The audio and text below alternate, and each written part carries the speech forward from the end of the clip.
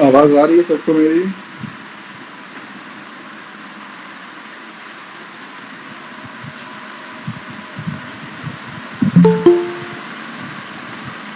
बोलो। Morning sir. Good प्रणाम morning. Sir. खुश रहो भैया। आवाज आ रही सर है? नमस्ते। हाँ सर, बिल्कुल। आशीर्वाद। सही आ रही है? हाँ सर। अच्छा अच्छा, ठीक है। तो ऐसा करते हैं, पढ़ाना शुरू करते हैं। लेकिन और भी कुछ आवाज आ रही है, आपकी आवाज से तेज। मेरी आवाज के अलावा और क्या आवाज आ रही है? फैन की सरसराहट की आवाज आ रही है? जी। अब भी आ रही है? नहीं, अब नहीं आ रही। ओके,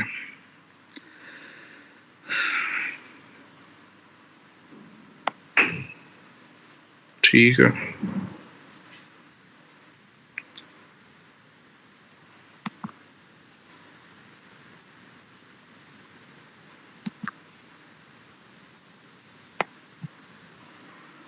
स्क्रीन नजर आ रही है सबको? अच्छा। ठीक है। तो देखो, आज जो टॉपिक हम लोग पढ़ेंगे वो बेसिकली क्या है?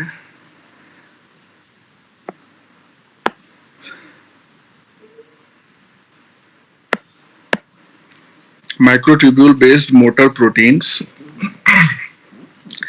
जिसमें काइनेसिन और डाइनिन्स, ये दो टाइप की मॉलिक्यूलर मोटर प्रोटीन्स पढ़ेंगे। इसमें ध्यान देने वाली बात यह कि अभी 10 मिनट पहले हमने ग्रुप पे एक वीडियो शेयर किया है, क्लास के बाद उसको भी देख लेना। वो वीडियो जो है वो बेसिकली रॉन बेल, जिन्होंने काइनेसिन की डिस्कवरी की, उस वीडियो में वो यही बता रहे हैं कि किस तरह से डिस्कवरी की गई, किन सेट्स ऑफ एक्सपेरिमेंट्स के थ्रू वो डिस्कवरी हुई। और जब उन्होंने काइनेसिन की डिस्कवरी की तो उस समय वो एमडी पीएचडी स्टूडेंट थे।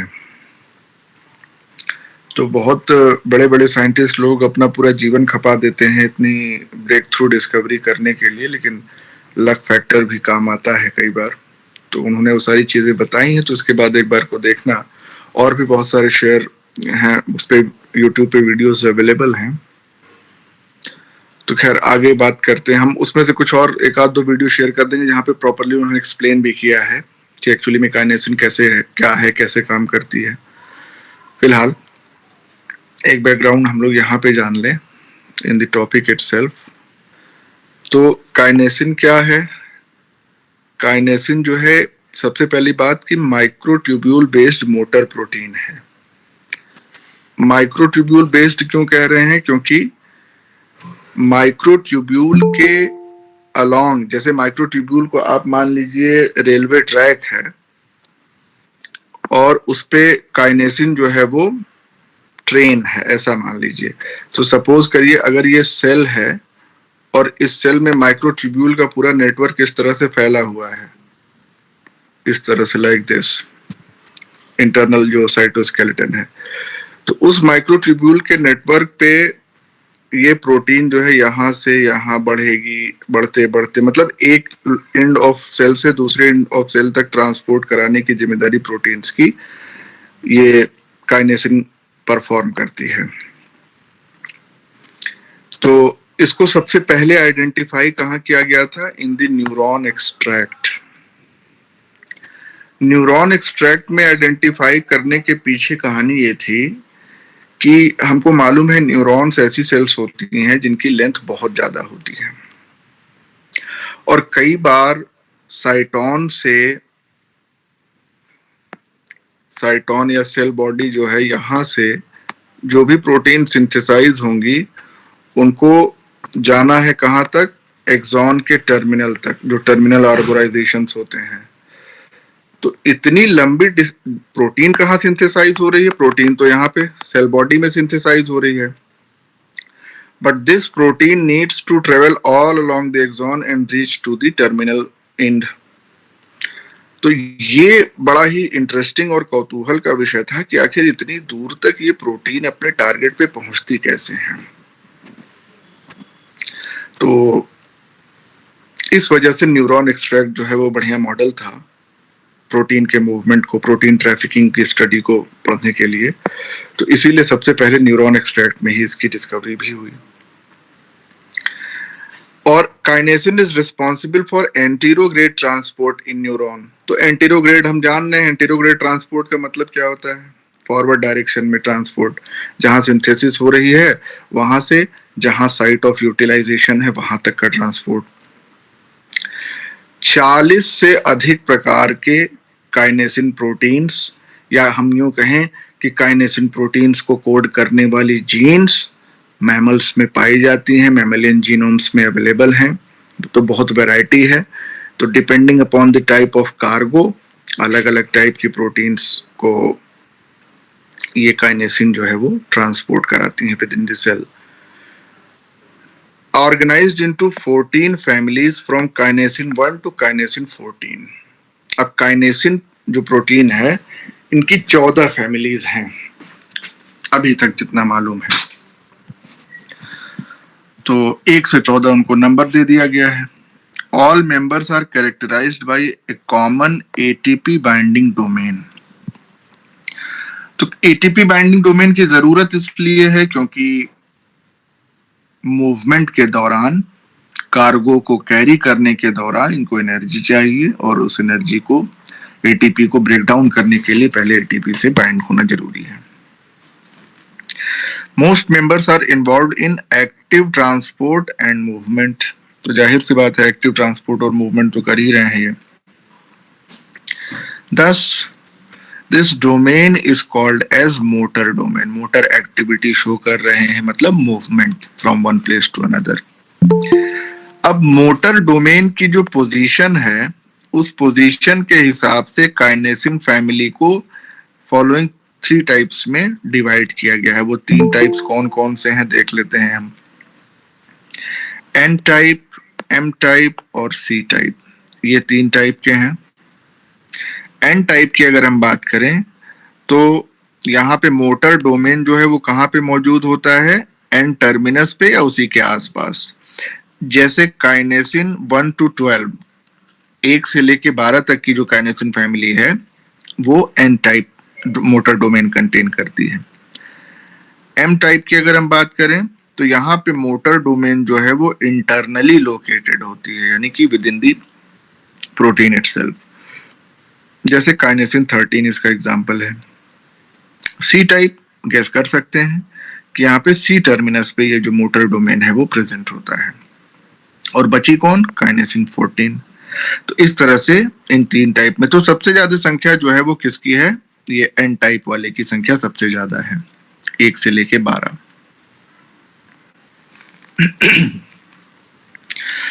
मोस्ट काइनेसिन्स ये क्या होती हैं? प्लस इनडायरेक्टेड मोटर प्रोटीन्स होती हैं। इसका मतलब कि ये मूव उसी डायरेक्शन में करेंगी जिस डायरेक्शन में माइक्रोट्यूब्यूल्स की ग्रोथ हो रही होगी। कल हमने देखा था माइक्रोट्यूब्यूल की असेंबली डिसअसेंबली। तो लेकिन काइनेसिन 14 जो होती है ये माइनस इनडायरेक्टेड होती है। तो ये बात आपको ध्यान रखना, 1 से 13 तक जो होती हैं वो प्लस इनडायरेक्टेड होती हैं और काइनेसिन 14 जो है वो माइनस इनडायरेक्टेड मोटर प्रोटीन है। अब अगर काइनेसिन के स्ट्रक्चर की बात करें तो जो कन्वेंशनल काइनेसिन है, काइनेसिन 1, इसमें स्ट्रक्चरल पॉइंट ऑफ व्यू से 2 पार्ट्स होते हैं। 2 हैवी चेन्स होती हैं और 2 लाइट चेन्स होती हैं। अब इस काइनेसिन में ये तो स्ट्रक्चरल एस्पेक्ट हो गया कि 2 हैवी चेन 2 लाइट चेन्स, लेकिन काइनेसिन 1 में फंक्शनल डोमेन्स की हम बात करें कि अलग अलग डोमेन्स फंक्शन के बेसिस पे कौन कौन से हैं, तो 3 डोमेन्स हमको नजर आते हैं। पहला तो मोटर हेड डोमेन होता है जिसकी संख्या 2 होती है। दूसरा अल्फा हेलिकल स्टॉक डोमेन होता है जिसकी संख्या, एक्चुअली में इसको 1 मानते तो हैं क्योंकि कॉइल्ड कॉइल के फॉर्म में ये प्रेजेंट होता है। अभी डायग्राम में देखेंगे हम लोग कॉइल्ड कॉइल फॉर्म। भले ही संख्या पूरे कॉइल की संख्या एक होती है, लेकिन इसके अंदर अल्फा हेलिक्स 2 होते हैं। अभी हम आगे उसमें दिखाएंगे डायग्राम में। और फिर तीसरा जो फंक्शनल डोमेन है वो है ग्लोबुलर टेल डोमेन, जिनकी संख्या 2 होती है, 2 डोमेन्स होते हैं। तो एक्चुअली में जो मोटर हेड डोमेन होता है ये वाला, ये है चेन बना होता है। जो ग्लोबुलर टेल डोमेन होता है ये लाइट चेन बना होता है। और अल्फा हेलिकल जो स्टॉक डोमेन है, जाहिर सी बात है वो तो अल्फा हेलिक्स का बना होता है, जिसमें 2 हेलिकल अल्फा सेकेंडरी स्ट्रक्चर जो है वो कॉइल कॉइल के फॉर्म में प्रेजेंट होते हैं। ये तो है इसका स्ट्रक्चरल पार्ट। फंक्शनल एस्पेक्ट भी हमने देखा। थोड़ा सा अगर उसको डिटेल में देखने की कोशिश करें तो ईच हेड हैज, अच्छा रुकिए, पहले इसका हम डायग्राम आपको दिखा दें, तब आपको थोड़ा सा आइडिया लगेगा। This is the diagram. यहाँ पे अब आप देख सकते हैं कि ये वाला डोमेन क्या है, ये मोटर हेड डोमेन है, एंड टर्मिनस पे ये मौजूद है। और इसमें आपको एक ये कंपोनेंट और दूसरा ये कंपोनेंट, 2 कंपोनेंट्स इसमें नजर आ रहे हैं। फिर इसके बाद ये अल्फा हेलिकल स्टॉक डोमेन हो गया, जो कि कॉइल कॉइल स्ट्रक्चर है। देखिए 2 अल्फा हेलिक्स एक दूसरे से ऐठी हुई हैं कॉइल के स्ट्रक्चर में। और तीसरा जो डोमेन उसका है ये ग्लोबुलर टेल डोमेन, ये सी टर्मिनस पे मौजूद है। तो एक्चुअली ये जो स्ट्रक्चर है ये पूरा का पूरा जो है वो कार्गो प्रोटीन को कैरी करने के लिए जिम्मेदार होता है। इस कैरिड, अगर हम आपसे पूछें कि कार्गो प्रोटीन इसमें कहाँ अटैच होती होगी तो कोई बताए? सर हेड डोमेन पे।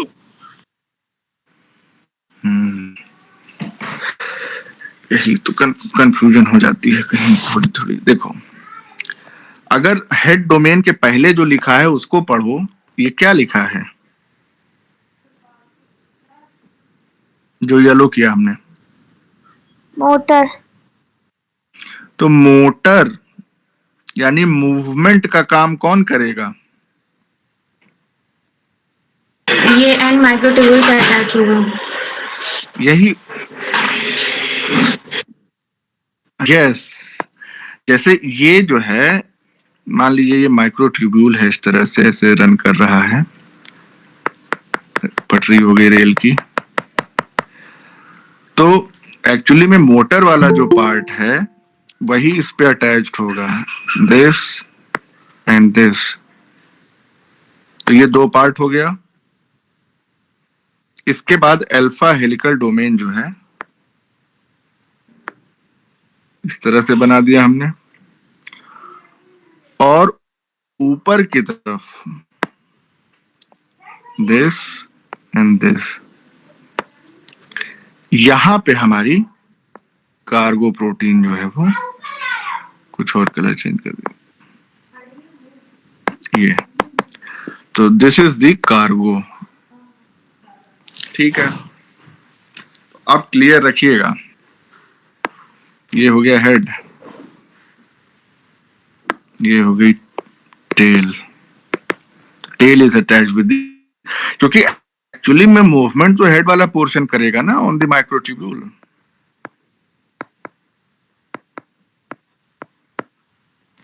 ठीक है, अब थोड़ा समझ में आ गया, डायग्राम से एक आइडिया मिल गया। अब हम जरा एक्सप्लेनेशन देख लेते हैं ऊपर। तो स्टेटमेंट क्या कह रहा है? Each head has 2 separate binding sites, 2 separate binding sites, one for microtubule and other for ATP. तो हेड में एक साइड जो होगी माइक्रोट्यूब्यूल से बाइंड करेगी, दूसरा एटीपी से, क्योंकि मूवमेंट के दौरान एनर्जी चाहिए।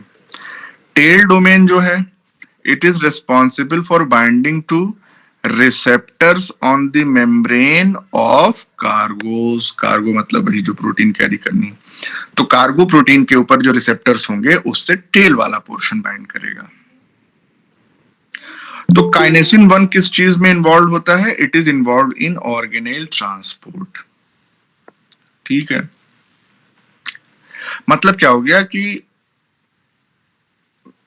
प्रोटीन एक ऑर्गेनेल से दूसरे ऑर्गेनेल में अगर प्रोटीन्स को ले जाना है तो इस तरह से ये रिस्पॉन्सिबल होता है. Then most kinesins they have 2 heavy chains. Majority of kinesin में 2 हैवी चेन्स होंगी, लेकिन कुछ ऐसे काइनेसिन्स में भी हैं जिनमें सिंगल या 4 हैवी चेन्स हो सकती हैं.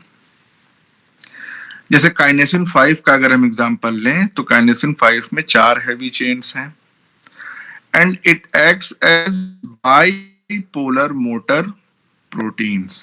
बाइपोलर मोटर प्रोटीन का मतलब क्या हो गया कि ये दोनों डायरेक्शन से, मतलब नीचे की तरफ भी और ऊपर की तरफ भी से भी वो मूवमेंट दिखा सकता है, या हम यूं कहें कि 2 माइक्रोट्यूब्यूल के बीच में से ये मूव कर सकता है लाइक दिस. अब इसी में नहीं हम एडिट करना चाह रहे हैं, but you have to understand. जैसे एक माइक्रोट्यूब्यूल ये हो गया, एक माइक्रोट्यूब्यूल ये हो गया, और इसमें 4 हैवी चेन है, तो एक चेन यहाँ हो गई, दूसरी यहाँ हो गई, तीसरी यहाँ हो गई, चौथी यहाँ हो गई. ठीक है. अल्फा हेलिकल डोमेन जो है एक दूसरे को इस तरह से कनेक्ट कर देगा, और इसमें जो कार्गो कैरी करने वाला जो पोर्शन होगा, it will be here somewhere. ये हो गया, और यहाँ पे आके आपकी कार्गो प्रोटीन जो है वो अटैच रहेगी.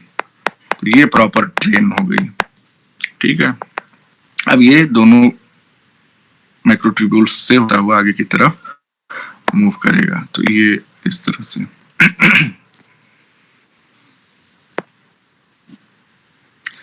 अच्छा. contains 2 motor domains that interact with 2 anti-parallel microtubules and move towards plus end. तो वही जो हमने डायग्राम ऊपर बनाया. अब ये दोनों माइक्रोट्यूब्यूल्स जो है ब्लैक कलर में जो हमने लाइन ड्रॉ की है, वो एक दूसरे के एंटी पैरेलल होंगे. ये थोड़ा सा ध्यान रखना है. एंटी पैरेलल तो आप समझ ही सकते हैं, अल्फा बीटा डाइमर, तो उसी से पोलैरिटी स्टैब्लिश हो जाती है, और अगर इन दोनों की ओरिएंटेशन अपोजिट होगी तो एंटी पैरेलल होंगे. तो ये थी बात काइनेसिन की. अब हम बात करते हैं डाइनिन्स की. तो डाइनिन्स जो होती हैं, ये कौन सी प्रोटीन है? They are family of minus end directed microtubule based motor proteins. इसका मतलब कि काइनेसिन जो काम कर रहा था, ये उसकी अपोजिट डायरेक्शन में वही काम करेंगी. दूसरी बात, largest and fastest molecular motor proteins. Dyneins बहुत बड़ी होती है साइज में और बहुत तेजी से मूवमेंट कराती हैं कार्गो का. Now they are classified into 2 major groups. 2 major groups इसके कौन कौन से हैं? तो साइटोप्लाज्मिक डाइनिन्स हो गए और दूसरे एक्सोनीमल डाइनिन्स. साइटोप्लाज्मिक डाइनिन्स की अगर हम बात करें तो ये फिर से 2 टाइप की होती हैं, साइटोप्लाज्मिक डाइनिन 1 और साइटोप्लाज्मिक डाइनिन 2. पहले 1 की बात कर लेते हैं, फिर 2 की बात करेंगे, या कंपैरेटिवली दोनों को देख लेते हैं. साइटोप्लाज्मिक डाइनिन 1 जो होती है, it is present in most eukaryotic cells, जबकि साइटोप्लाज्मिक डाइनिन 2 जो होती है, ये उन्हीं यूकैरियोटिक सेल्स में होती है जिनके पास सीलिया या फ्लैजिला होते हैं. तो ये कंडीशन आपको ध्यान रखनी है. डाइनिन 1 लगभग सभी यूकैरियोटिक सेल्स में, मेजॉरिटी में, जबकि डाइनिन 2 उसी में जिसमें सीलिया और फ्लैजिला हो. डाइनिन 1 का रोल किस में होता है? वेसिकल ट्रैफिकिंग में इनका रोल होता है, जबकि डाइनिन 2 का रोल किस में होता है? इंट्राफ्लैजिलर ट्रांसपोर्ट. इंट्राफ्लैजिलर ट्रांसपोर्ट का मतलब क्या हो गया? फ्लैजिला के अंदर ही ट्रांसपोर्ट. इसका मतलब क्या हो गया कि अगर फ्लैजिला की सिंथेसिस या असेंबली करनी होगी तो जिन प्रोटीन्स की रिक्वायरमेंट होगी उनको ले जाके वहां पहुंचाने और जोड़ने के लिए अवेलेबल कराने का काम डाइनिन 2 करेगी. जैसे नेक्स्ट सेंटेंस में यही बात कही गई है कि required for सीलिया and flagella assembly.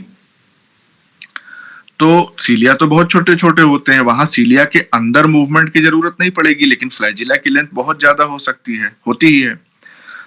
वहां पे फिर इंट्रा फ्लैजिलर ट्रांसपोर्ट की जरूरत पड़ती है फ्लैजिला के अंदर ही।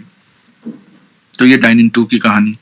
डाइनिन 1 में वापस आए अगर, तो ये क्या करते हैं, they mediate transport of vesicles toward minus end of microtubules. तो चूंकि डाइनिन्स हैं तो माइनस इनडायरेक्टेड ही है, तो कोई दिक्कत नहीं है।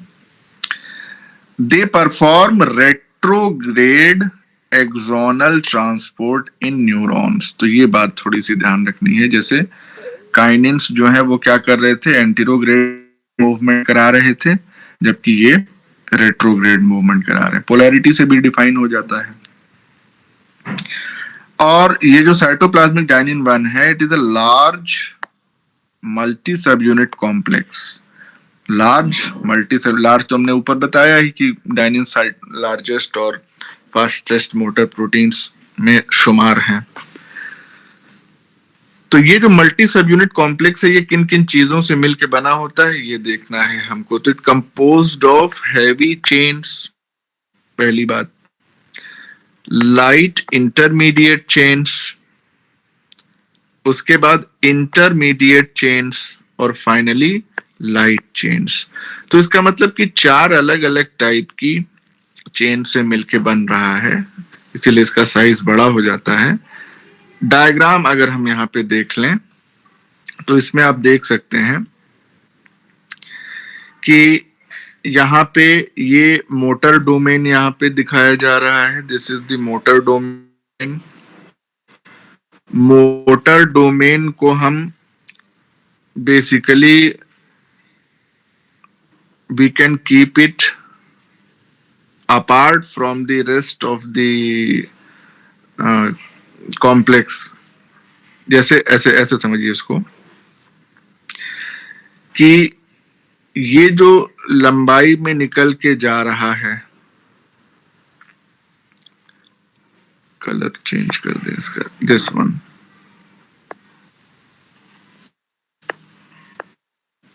ये क्या है हमारी, this is called heavy chain, because इसकी लेंथ जो है रिलेटिवली ज्यादा होती है। Then we have intermediate chains. ये जो डार्क कलर की आपको नजर आ रही है इंटरमीडिएट चेन्स, इंटरमीडिएट चेन से ही एसोसिएटेड है हमारी लाइट चेन्स, जो 3 डॉट इधर 3 डॉट इधर आपको नजर आ रहा है। और इंटरमीडिएट चेन के जस्ट पीछे की तरफ लाइट इंटरमीडिएट चेन्स प्रेजेंट हैं। तो ये चारों कंपोनेंट हो गए। एक्चुअली में जो हैवी चेन है वही आगे जाके ये मोटर डोमेन तैयार कर रही है, दिस वन मोटर डोमेन। और इस मोटर डोमेन में 2 और डोमेन्स प्रेजेंट होते हैं। एक को हम कहते हैं माइक्रोट्यूब्यूल बाइंडिंग डोमेन और दूसरे को हम कहते हैं AAA+ ATPase डोमेन। तो मोटर डोमेन दिख गया हमको, टेल डोमेन। अब आप बताइए ये जो AAA+ ATPase इसके बारे में हमने बताया है पहले ही, कुछ मालूम है क्या है?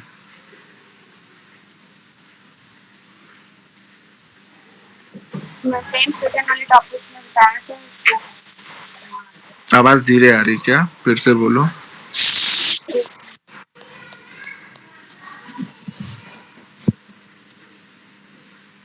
नहीं याद है? मेम्ब्रेन थिकन वाले टॉपिक में बताया था आपने। हाँ, तो उसका कुछ बताया था फुल फॉर्म AAA+। चलो कुल मिला के बताया है, आप लोग वहां पे रेफर कर लीजिए। इसको रिवाइज नहीं किया इसलिए याद नहीं है। ठीक ठीक, तो रेफर कर लेना एक बार आप लोग, तो फिर याद हो जाएगा। खैर आगे बढ़ते हैं। अब देखो कुछ और, अब वही जो डायग्राम में पॉइंट्स दिखे हैं साइटोप्लाज्मिक डाइनिन 1 के, उसी को हम लोग यहाँ पे डिस्कस कर लेते हैं। तो साइटोप्लाज्मिक डाइनिन 1, इसमें 2 आइडेंटिकल H चेन्स हैं, होमोडाइमर, वो हमने ऊपर देखा डायग्राम में भी। Each H chain is divided into 2। अब फंक्शनल रीजन की हम बात कर रहे हैं, फंक्शनल रीजन, तो उसमें जाहिर सी बात है जो लाइट चेन इंटरमीडिएट चेन है वो भी एसोसिएट हो जाएंगी। C टर्मिनल मोटर डोमेन और N टर्मिनल टेल डोमेन। तो आप यहाँ पे देख सकते हैं डायग्राम में बहुत आसानी से कि मोटर डोमेन से लेकर के और टेल डोमेन तक ये हैवी चेन जो है वो मौजूद है। तो इधर भी है और यहाँ पे तो ये इसके कंपोनेंट यही है, दो डोमेन जो हमने बताया अभी। तो इसके दो पार्ट्स हैं, दो फंक्शनल डिवीजन हैं, सी टर्मिनल मोटर डोमेन और एन टर्मिनल टेल डोमेन। अब जो सी टर्मिनल डोमेन है, it comprises of 6 triple A plus ATPase domains. तो 6 एटीपीएस डोमेन्स इसमें होते हैं और साथ ही साथ एक माइक्रोट्यूब्यूल बाइंडिंग डोमेन होता है, ऊपर डायग्राम में हमने देखा। एन टर्मिनल टेल डोमेन जो है ये किस लिए रिस्पॉन्सिबल होती है? Dimerization of heavy chains. तो हैवी चेन्स को आपस में ले आने के लिए साथ N terminal tail domain responsible है।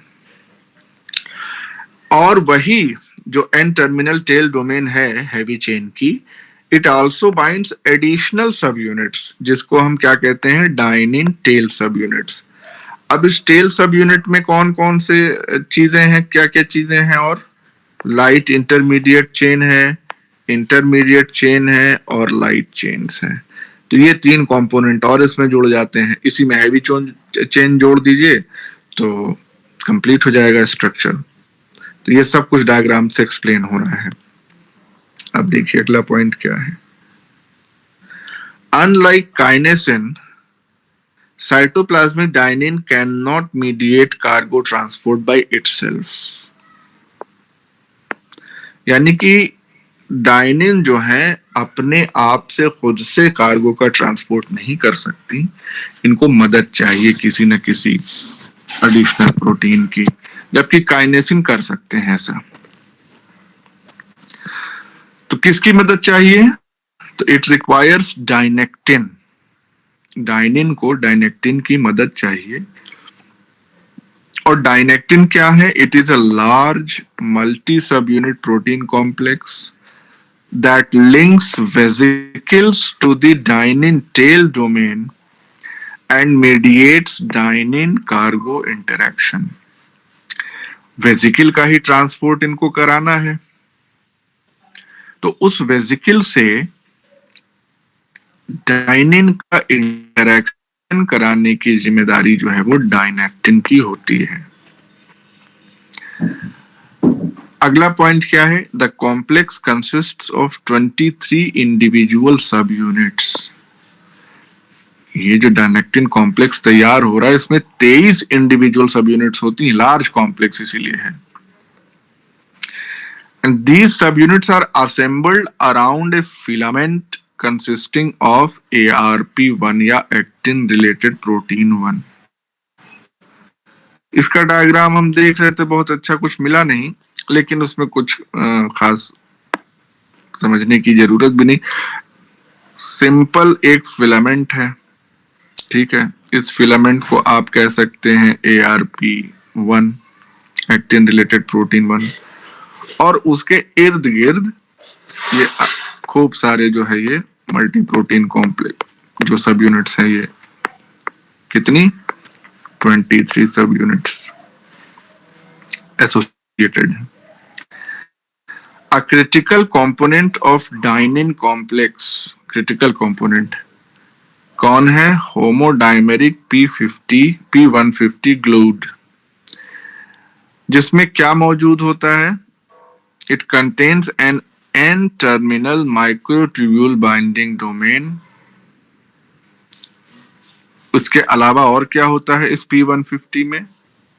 Dynein intermediate chain binding site and a C-terminal scaffold for vesicle binding। तो आप यहां पे देखिए ध्यान से, ये जो होमोडाइमेरिक P150 ग्लूड प्रोटीन है, इसमें क्या क्या चीजें मौजूद हैं? इसमें N terminal microtubule binding domain, यानी कि इस एन टर्मिनल अपने एन टर्मिनल की वजह से माइक्रोट्यूब्यूल से बाइंड करेगा, ठीक है। दूसरा कंपोनेंट इसका है डायनिन इंटरमीडिएट चेन बाइंडिंग साइट। अपने दूसरे कंपोनेंट से ये डायनिन के इंटरमीडिएट चेन से बाइंड करेगा। और तीसरा कंपोनेंट जो सी टर्मिनल है इसका, उससे ये वेसिकल से बाइंड करेगा।